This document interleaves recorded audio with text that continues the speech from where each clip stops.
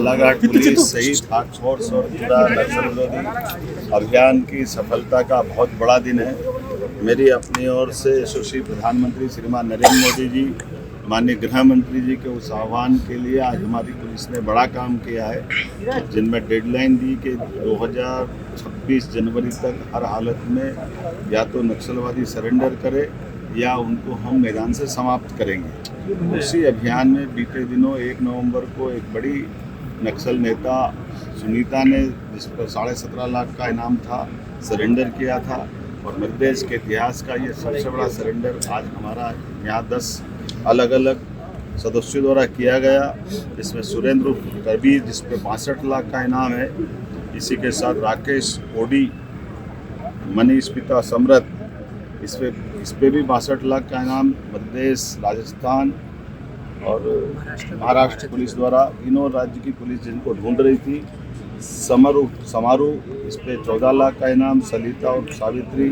इस पे 14 लाख का इनाम, विक्रम और हिडमा, इस पे 14 लाख का इनाम, लाल सिंह मरावी, इस पे 14 लाख का इनाम, शिल्पा निप्पो, इस पे 14 लाख का इनाम, जरीना जोगी मुसाक, इस पे 14 लाख का इनाम, जयशीला उर्फ ललिता 14 लाख का इनाम, नवीन नुप्पो, इस पे भी 14 लाख का, कुल जमा लगभग 2 करोड़ 36 लाख का इनाम इन विविध अलग अलग प्रकार के 10 नक्सलवादी दलम पे था। इन्होंने सब ने पुलिस की योग्य कार्रवाई के कारण से अपने आप को सरेंडर किया है। मध्य प्रदेश सरकार सारे अभी भी बचे हुए जो कुछ, यद्यपि हमारे राज्य में बहुत थोड़े से बचे हैं, मैं आपके माध्यम से भी अपील करूंगा कि आइए हम सब पुनर्वास की नीति के माध्यम से उनके जीवन की भी गारंटी लेंगे, लेकिन ये समय सीमा भी है और यशस्वी प्रधानमंत्री श्रीमान नरेंद्र मोदी जी और गृह मंत्री जी का हमारा सबका संकल्प है कि हर हालत में हमारी धरती पर नक्सलवाद का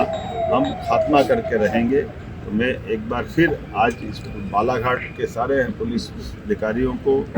सभी प्रकार के हमारे वरिष्ठ अधिकारियों को, पुलिस जवानों को, सरकार के माध्यम से हम सभी प्रकार के अभियान चलाने के लगातार सतत रूप से उसकी चिंता भी कर रहे हैं और कई कारणों से जनता की जन कल्याणकारी योजनाओं के लिए भी नीचे तक उतारते हुए। एक और ख़ास बात, हमारे राज्य के अंदर आज भी जिन्होंने समर्पण किया है, ये हमारे दबाव के कारण हुआ है और इसमें से अधिकांश लोग हमारे गैर मध्य प्रदेश के हैं, लेकिन हमारे राज्य के अंदर हम किसी प्रकार की गतिविधि नहीं चलने देंगे, यह उसका परिणाम।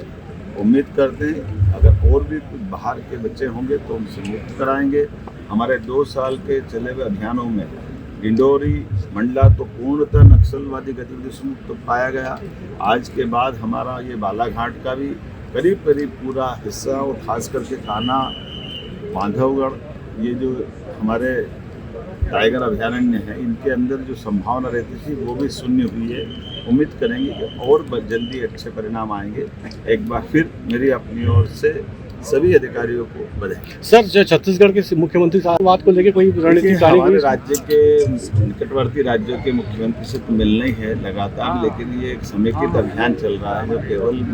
देश का छत्तीसगढ़ से नहीं है, महाराष्ट्र का भी है, आसपास के सारे राज्यों में जहाँ जहाँ नक्सलवादी समस्याएं हैं, माननीय प्रधानमंत्री, माननीय गृह मंत्री के नेतृत्व में समेकित रूप से हम हर जगह नक्सलवादियों के खिलाफ पूरी ताकत से भी लगे और जो मैदान में आता है और मैदान में लड़ना चाहता है उसका मैदान में खात्मा करते हैं और जो आके सरेंडर करता है उसके जीवन की गारंटी लेके उसका पुनर्वास कराते हैं। सर, क्या अपील करना चाहते हैं? उसी में हम चलते। सर, क्या अपील करना चाहते हैं जो बचे हुए नक्सली?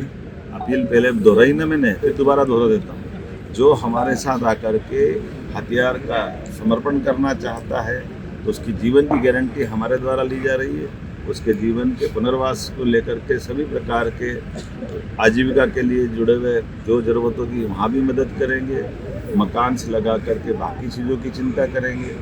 इनाम भी देने वाले हैं और उसी के अलावा भी और कहीं कोई किसी प्रकार की कष्ट होगा उसमें भी हम खड़े हैं। लेकिन हथियार उठा करके जो संघर्ष की इच्छा रखते हैं उनसे हम दबने वाले नहीं, उनको ठिकाने लगे।